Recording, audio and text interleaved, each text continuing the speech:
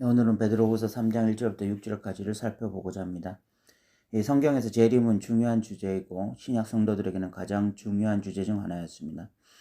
그런데 어느 순간 이 예수님의 재림에 대한 성도들의 인식은 희미해졌고 또 오늘날 상당수 성도들은 예수님의 재림을 기대하지 않고 준비하지 않고 있습니다. 이 문제는 재림을 준비하지 않는다는 것은 단순히 재림을 준비하지 않는 것으로 그치는 것이 아니라 오늘 현실을 믿음으로 살아가지 못하게 만든다는 것입니다. 초대교회 성도들이 환란이나 이 박해 가운데서도 믿음을 지킬 수 있었던 것은 이 임박한 종말론을 가지고 있었기 때문입니다. 그들은 이 땅의 삶은 잠시이고 곧 주님이 재림하실 것이기 때문에 인내라는 귀한 열매를 맺었습니다. 그런데 오늘날 성도들은 이 주님의 재림을 기대하지도 소망하지도 않는 경우가 많습니다. 그리고 이 땅에서 나그네가 아닌 이 주인으로 살려고 합니다. 그러다 보니 이 땅에서 인내라는 열매를 맺지 못해요. 주님 다시 오실 것을 기대하며 오늘 인내로 경주하는 신앙이 무엇인지 모르고 이 땅의 주인으로서 오늘을 즐기고 누리는 것에 초점을 맞춘 자들이 많아지고 있습니다. 그래서 이 기름을 준비하지 못하는 어리석은 다섯 처녀가 되고 있는 것입니다. 이 재림이라고 하는 것은 이단들의 핵심 주제가 아니라 성경이 말하는 핵심 주제입니다. 우리는 다시 주님을 기다리며 준비하는 깨어있는 성도들이 되어야 합니다. 그렇기 때문에 오늘 본문을 이 도전을 가지고 받아야 합니다. 이제 본문으로 들어가 보겠습니다. 1절을 보시면 사랑하는 자들아 내가 이제 이 둘째 편지를 너에게 쓰노니 이 두 편지로 너희의 진실한 마음을 일깨워 생각나게 하여 라고 말씀하고 있습니다. 베드로는 성도들을 향해서 이 사랑하는 자들아로 시작하고 있습니다. 사랑하기 때문에 지금 이런 권면을 한다는 것입니다. 사랑하지 않으면 이런 권면도 하지 않는 거예요. 그렇기 때문에 이 듣는 자들 입장에서 좀 부담이 된다 할지라도 지금 베드로가 사랑하는 마음으로 이 말씀을 전하고 있기 때문에 반드시 귀를 기울여야 하는 것이죠. 그리고 베드로는 이제 내가 이 둘째 편지를 너에게 쓴다라고 말을 하는데 학자들은 이것을 통해서 베드로전서를 쓰고 난 이후에 이 두 번째 편지, 이 베드로후서를 쓰고 있다라고 보는 것입니다. 어쨌든 베드로는 이 편지를 쓰는 목적을 그리고 이렇게 말을 합니다. 너희로 진실한 마음을 일깨워 생각나게 하기 위해서 이 편지를 쓰고 있다라고 말을 하고 있습니다.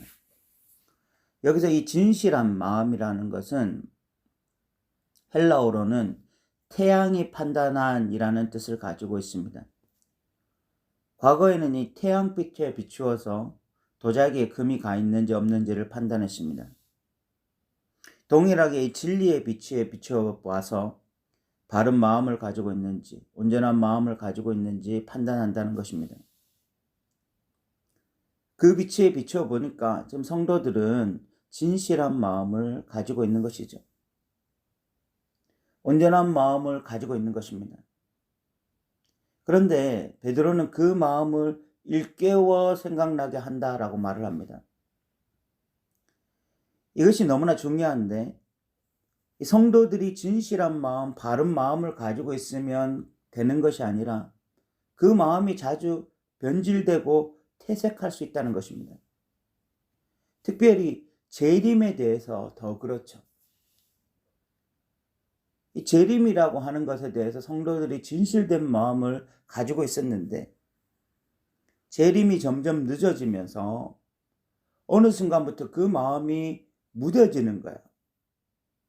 베드로는 이 편지를 통해서 성도들의 그 재림에 대해서 무뎌졌던 마음이 다시 일깨워지기를 원하고 있는 것입니다. 재림에 대해서 무감각한 마음이 아니라 다시 그 마음이 일깨워져서 재림을 준비하는 자들, 생각하는 자들이 되길 소망하고 있어요. 2절에서는 일깨워 생각나게 하려는 것이 무엇인지 분명하게 말씀하고 있습니다. 2절을 읽어보겠습니다. 곧 거룩한 선지자들이 예언한 말씀과 주되신 구주께서 너희의 사도들로 말미암아 명하신 것을 기억하게 하려 하노라 라고 말씀하고 있습니다. 일깨워 생각나게 하려는 것은 이 거룩한 선지자들의 예언과 예수님의 명령입니다. 거룩한 선지자들은 예수님의 초림만 예언한 것이 아니라 예수님의 재림 역시 예언했습니다.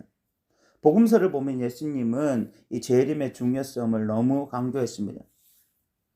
열처녀 비유, 달란트 비유, 혼인잔치 비유 등 이 상당 부분이 재림에 대한 비유였습니다.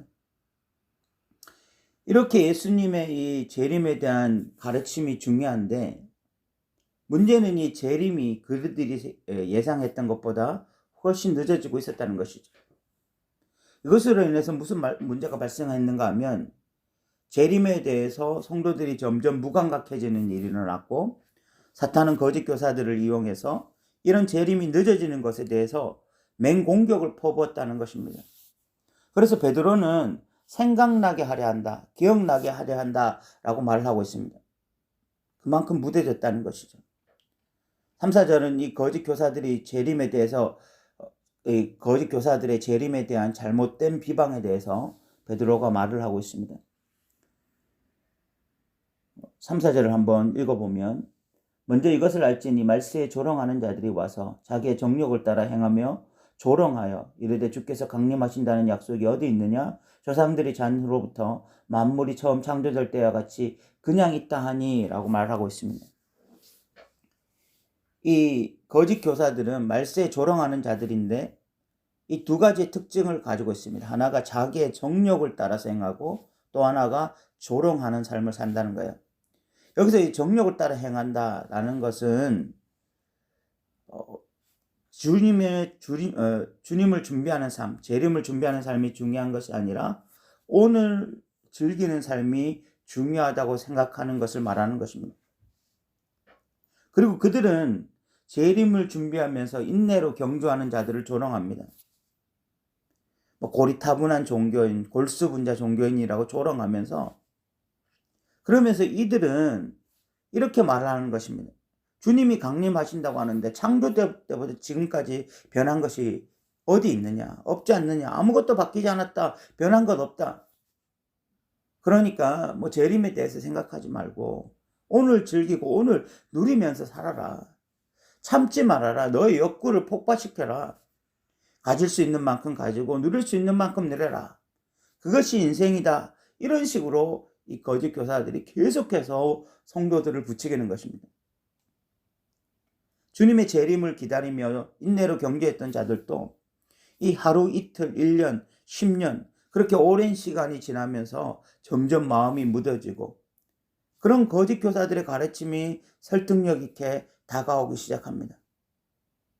그러면서 생각이 드는 것이, 나는 그리스도인지만 이 땅에 살아야 하고 자녀도 있고 세상 것들도 누리고 싶고 그런 생각에 사로잡히기 시작하고, 그러다 보니 어느 순간 인내보다도 탐심이 그 마음을 작동하기 시작합니다. 한번 무엇인가를 더 가지려고 생각하다 보니 이것도 부족하고 저것도 부족하다고 생각하게 됩니다. 그리고 탐심은 너의 인생에 부족한 것들을 빨리 다 채워 넣으라고 계속해서 우리를 몰아붙여요. 그렇게 탐심을 쫓아 살아가다 보면 어느 순간 나그네 인생이 아니라 이 땅에 뿌리를 박은 실소유자가 되는 것입니다. 그리고 주님의 재림에 대한 이야기는 그냥 막연한 옛날 이야기처럼 들리는 것입니다. 그것이 10처녀에서 기름을 준비하지 않은 5처녀이고 달란트를 땅에 파묻은 1달란트 받은 자인데, 그런 이야기와 자신의 이야기가 연결되어 있지 않다고 생각해요. 왜냐하면 영적인 감각들이 묻어졌기 때문에 그런 것이죠. 그런데 베드로는 그런 거짓 교사들의 가르침에 대해서 이렇게 반박합니다. 5절을 읽어보겠습니다. 이는 하늘이 예적부터 있는 것과 땅이 물에서 나와 물로 성립된 것도 하나님의 말씀으로 된 것을 그들이 일부러 잊으려 함이로다 라고 말씀합니다. 베드로는 하나님의 창조 세계가 하나님의 말씀으로 이루어졌음을 말하면서 하나님의 말씀은 반드시 이루어지는 말씀, 성취될 말씀인데 그들이 그 말씀을 일부러 잊으려 한다고 말을 합니다. 왜 일부러 잊으려 할까요? 주님 다시 오실 것을 준비하기보다 오늘 당장 이 땅에서 누리는 것이 더 좋기 때문입니다.